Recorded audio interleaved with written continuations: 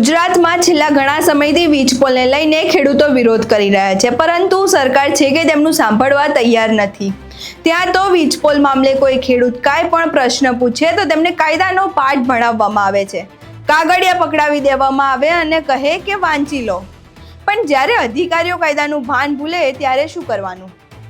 રાજકોટના કાલાવાડમાંથી આવી જે ઘટના સામે આવી છે, જે અધિકારીઓ ફરી એકવાર કાયદાનું ભાન ભૂલ્યા છે અને તેના કારણે તેમની અધિકારી સાથે બોલાચાલી પણ થઈ રહી છે।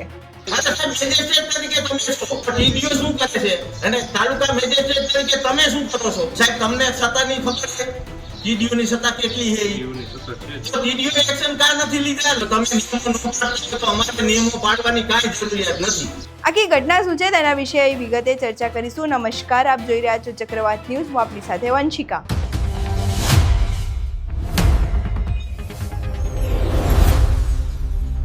ખેડૂતોનો વીજ પોલના મુદ્દે એક તો સરકાર આંખ અને કાન બંધ કરીને બેઠી છે, ત્યાં બીજી બાજુ અધિકારીઓ તેમની મનમાનીથી ઊંચા નથી આવી રહ્યા। કાલાવાડમાંથી આવી જે ઘટના સામે આવી છે, જેમાં અધિકારીઓ શરેઆમ કાયદાનું ઉલ્લંઘન કરી રહ્યા છે। કલેક્ટરના હુકમ વિના એક તો ગૌચરની જમીનમાં અદાણી કંપનીના વીજ પોલના થાંભલાનું ફાઉન્ડેશન ભરી દેવામાં આવ્યું, વળી પાછું છેલ્લા 8 મહિનાથી મહેસૂલ સચિવ, કલેક્ટર અને ડીડીઓને રજૂઆત કરે તો કોઈ પણ સાંભળવા તૈયાર નથી। પાછું ખેડૂતો પોતાના ખેતરમાં જવા માટે વારંવાર 7 બાર બતાવવાના। આખી ઘટનાને લઈને ખેડૂત આગેવાન હેમંત વિરડાની અધિકારી સાથે બોલાચાલી થઈ હતી, જેમાં તેમણે સરકારી બાબતને કાયદાના પાઠ ભણાવ્યા છે। અહીં જુઓ એ આખો વિડીયો। કાયદાની અકલ અમારે કોની પાસે કલેક્ટરનું નો ઉપજે, ડીડીઓનું નો ઉપજે, એ જે કાલાવાડ મામલતદાર તરીકે ઓફિસનું નો ઉપજે, મહેસૂલ વિભાગના સચિવનું નો ઉપજે। અમારે પછી હવે શું કરવાનું? અમારે ક્યાં રજૂઆત કરવા જવાની, ક્યાં કોને કરવાની? આ ઓન રેકર્ડ બધી કાયદાકીય જ વાત છે।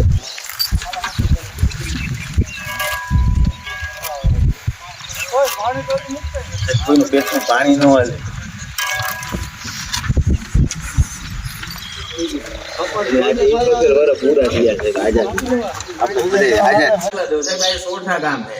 આપણે જે ગામમાં બેઠા હે ને, અને હું અરજદાર તરીકે તમારી સામે વાત કરું, અહીંનો સર્વે નંબર 417 ગૌચરનો છે, બરાબર સાહેબ? આ જ લાઈનમાં જેમાં તમે એમઆરસીની કમિટી બાબતે આવ્યા છો, એનો હુકમ થયો નથી કે થઈ ગયો હુકમ?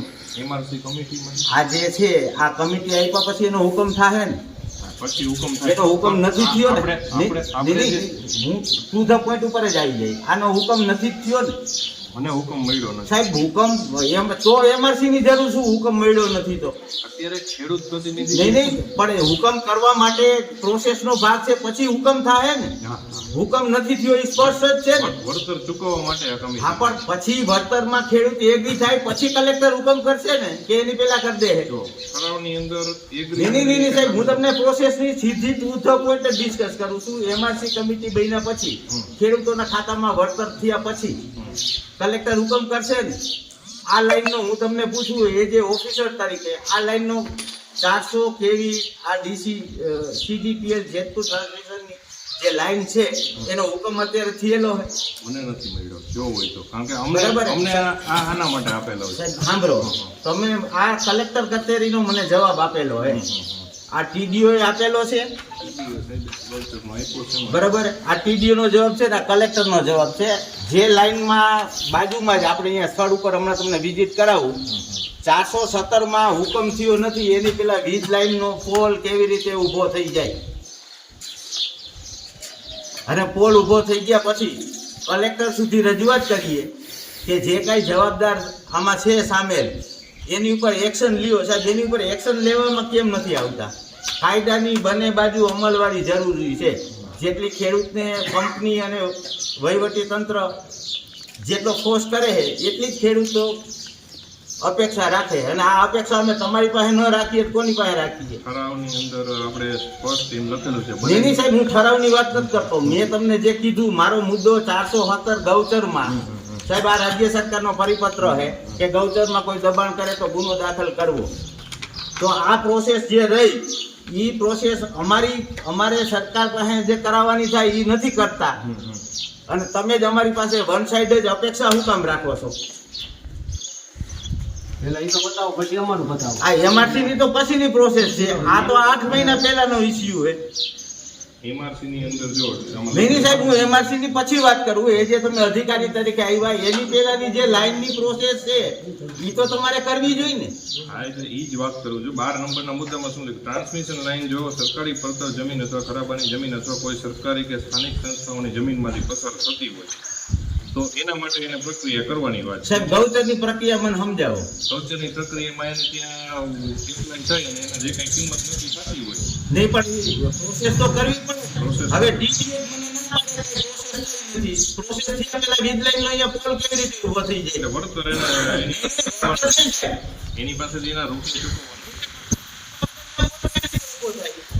ગૌચરના પોલ કરવા ઉભો કરવાની સત્તા કોને આવી કંપનીને? હું ઈ પૂછું. મેજિસ્ટ્રેટ તરીકે તમારી ઓફિસનો જે જવાબ આવ્યો છે ઈ એમાં સામે છે, તો તમારી ઓફિસે કેમ એક્શન નથી લીધા? ગૌચર નહીં સાહેબ, હું ટુ ધ પોઈન્ટ જ વાત કરું છું કે કાલાવડ મામલતદાર ઓફિસનો જવાબ છે કે ભાઈ કઈ પ્રોસેસ કરેલી નથી થઈ તો અહીંયા વીજ પોલ ઉભો થઈ ગયો, તેની ઉપર એક્શન કેમ નથી લેતા? એ જે તાલુકા મેજિસ્ટ્રેટ તરીકે તમને પૂછું છું કે આમાં કેમ એમાં અંદર કોઈ પરિવહન અંગે કોઈ અમારી ઓફિસેથી કોઈ પણ પ્રકારની કાર્યવાહી કરેલ મીટિંગ પણ કરેલી નથી તો અહીંયા થાંભલો ઉભો થઈ ગયો હોય તો તમારું ઉપજતું નથી કે કંપનીઓ તમને ગાંઠતી નથી.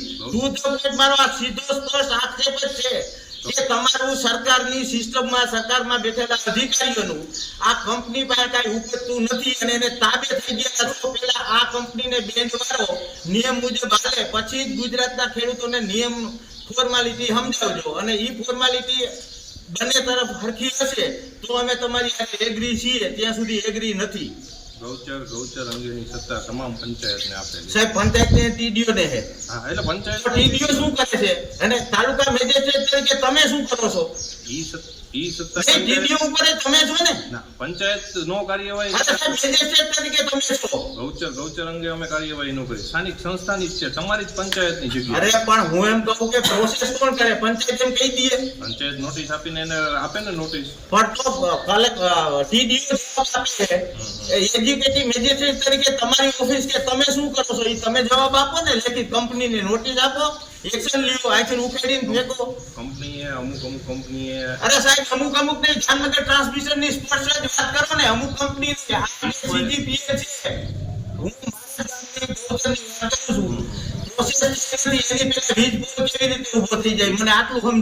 વીજ પોલ માટે એને કદાચ ટેલિગ્રાફ એક્ટ નીચે કદાચ હુકમ લીધેલો હોય કે નહીં ખ્યાલ નથી. સાહેબ તમને સત્તાની ખબર છે?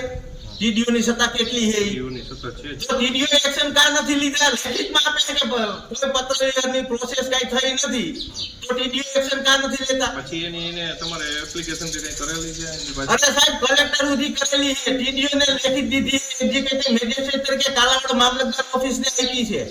તમે અમને અને તું જે તે વખતે હવે તો સાહેબ નિવૃત્ત થઈ ગયા, એક વખત અમે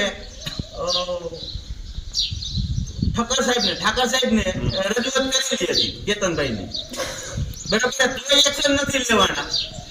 તો જો નિયમો એકતરફી હોય, કંપનીના ફેવરમાં હોય, પ્રોસેસ જો આખી વહીવટી તંત્ર એની હારે લાગ્યું હોય તો સાહેબ સોરી, જો તમે નિયમો ન પાડતા હોય તો અમારે નિયમો પાડવાની કાંઈ જરૂરિયાત નથી.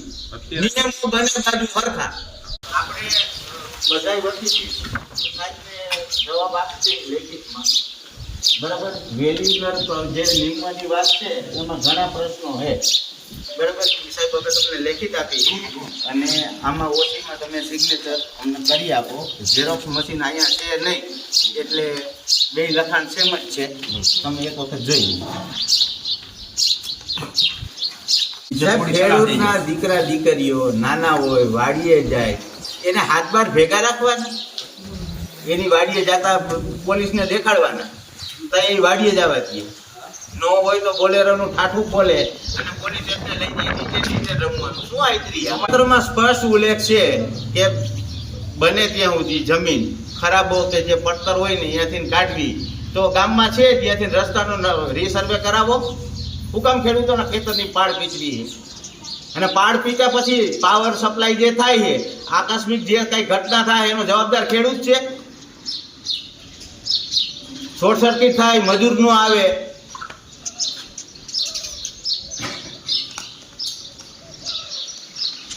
એની કઈ પોલિસી બનાવી નથી. હોય ચાપલૂસી, પણ કઈ સાહેબ આવી કઈ સ્વતંત્રતા દિવસે આવી થોડીક હોય. આના માટેના 78 વર્ષ પસાર કર્યા આઝાદીના. આપી નારો હવે આ સરકારની ગુલામીમાંથી મુક્ત થાશું. ભાઈ આવું હે ને આ સરકારની ગુલામીમાંથી આવું હોય તો આમ આવું, એ પછી આખી પ્રક્રિયાનો પાછો ભાગ છે. જે ખોલશે 3 પ્રતિનિધિત્વ છે, એમાંથી 2 સિલેક્ટ કરવાના. આ 2 એટલે એ ચીઠી નાખેલી હોય, એમાંથી ગમે એ 2 એમ કરેલું નથી, પણ એ ડ્રો કરશે મૂળ 3 નું, એવી વાત છે. સાહેબ ક્વેરી ઈ છે તમને પ્રતિનિધિ આપતા પહેલા કે ઈ જે 2 ડ્રોમાં નીકળશે એમાંથી નીચો ભાવ વેલિડ ગણાશે કે ઊંચો ભાવ? પરિપત્ર ઠરાવની અંદર નીચો ભાવ લખેલો છે. બરાબર ને? હવે એની સામે સાહેબ 3 પ્રતિનિધિત્વ છે. દાખલા તરીકે કંપની તરફથી તમે છો, કંપની તરફથી હું આપણે example તમને ખાલી આપો છો. કલેક્ટરના પ્રતિનિધિત્વ તરીકે તમે છો, ઓફિશિયલ તમે છો, ખેડૂત તરીકે હું છું, ખેડૂત આગેવાન તરીકે અમારા ભાઈ છે, ત્રણેય એમાં નાખ્યા. કલેક્ટર તરીકે પ્રતિનિધિત્વ તમે છો, સરકારે એને આદેશ આપ્યો કે તમારે આટલો જ ભાવ નક્કી કરવાનો. કંપની તરીકે આ ભાઈ છે, સાંભળો હું તમને કહું, આ ક્વેરી સોલ્વ કરવી બહુ જરૂરી છે. આ ભાઈ કંપની તરફના છે, સૂચના તો સરકારમાંથી જ આવે, સિસ્ટમ હોય કે ઉદ્યોગપતિ હોય. હવે 2 તમે નક્કી કરી, ટેલિફોનિક બારોબાર કરી લીધું ને 2 ભાવ એ રાખ્યા, બરાબર છે, અને મેં મારો ભાવ વેલ્યુલેટનો નાખ્યો, તો એમાંથી 3 માંથી તમે હું આવ્યા તો તમે નીચો ભાવ નાખ્યો હોય. કંપની તરીકે આ ભાઈ છે એને નીચો ભાવ નાખ્યો છે, ખેડૂત તરીકે તો મને અહીંયા અન્યાય થવાનું. મારી ચિઠ્ઠી ગમે એનામાં આવે, તમારામાં આવે કે આનામાં આવે, જેનો નીચો ભાવ છે એ નક્કી કરવાનું હોય. પછી સાહેબ આમાં જે તમારી વાત પૂરી થઈ ગઈ હોય તો અમે ગામ પ્રતિનિધિ તમને જવાબ દઈ. જો એની અંદર 2 મૂલ્યાંકન ના 2 નીકળશે, એમાં 20% ફેરફાર હોય, 20% ઓછો ફેરફાર હોય તો એનું સરેરાશ લેવાની વાત છે. એ 2 રેન્ડમ કાઢે. સાહેબ હું બધું સમજી ગયો. 20% ફેર ડિફરન્સ આવે જ નહીં, કારણ કે જે બિનખેતી વેલ્યુલર છે એ સરકારના તાબેથી માણસ છે. અહીં તમે તે વિડીયો જોયો. હવે આખી ઘટના શું હતી એ સમજવા માટે અમે હેમંત વીડાનો સંપર્ક કર્યો હતો. અહીં જુઓ તેમણે આખી ઘટના વિશે શું કહ્યું. હેમંતભાઈ, ગઈકાલે તમારો એક વિડીયો સામે આવ્યો છે જેમાં તમે ટીડીઓ સાથે રકઝક કરતા જોવા મળી રહ્યા છો, અને આખી જે ઘટના હતી એ ઘટના શું હતી, અને જે વાત કરવામાં આવી રહી હતી કે કાયદા એ લોકો નથી માનતા અને વીજ કંપનીઓ દાદાગીરી કરી રહ્યા છે, એ શું હતું? બેન, કાલે જે ઘટના બની ની મારી સાથે જે હતા ને અધિકારી, એ ટીડીઓ નહોતા, કાલાવડ મામલતદાર હતા. પણ જામનગર ટ્રાન્સમિશન ની લો એટલે લાઈન આઉટ અને ઇન 2 લાઈન જામનગર ટ્રાન્સમિશન ની નીકળે છે, બરાબર. એ લાઈન નું જયારે નોટિફિકેશન બહાર પડ્યું ત્યારે કોઈ ગ્રામ્ય વિસ્તારના એક પણ ખેડૂતને ખબર નહોતી. CERC મુજબ જે લાયસન્સ મેળવવાની પ્રક્રિયા જે કરવાની હોય કાયદાકીય રીતે એ થઈ નથી. એટલે મારા ગામમાં અહીંયા ફાઉન્ડેશન ભરી, પોલનું ફાઉન્ડેશન ભરી લીધું ગૌચર. એનો સર્વે નંબર છે 417. મારું પોતાનું જ ગામ છે. એટલે એ ગામમાં મેં જે તે વખતે 8 મહિના પહેલા RTI કરી હતી. એમાં મામલતદાર, કાલાવડ TDO અને જામનગર કલેક્ટર, એ ત્રણેય મને એવો જવાબ આપ્યો કે પત્ર વ્યવહાર વીજ લાઈન સંદર્ભે કોઈ કંપની અને સરકારી ઓફિસ ને થયેલો નથી. આ ત્રણેય ઓફિસે મામલતદાર, TDO અને કલેક્ટર. હવે રહી વાત બેન જે ગૌચર નો ઇસ્યુ છે, એ ગૌચર ની સત્તા ગ્રામ પંચાયત અને TDO ને હોય છે. તો લીગલ પ્રક્રિયા પ્રોસેસ કરવા માટે TDO ની સહમતિ જોઈએ.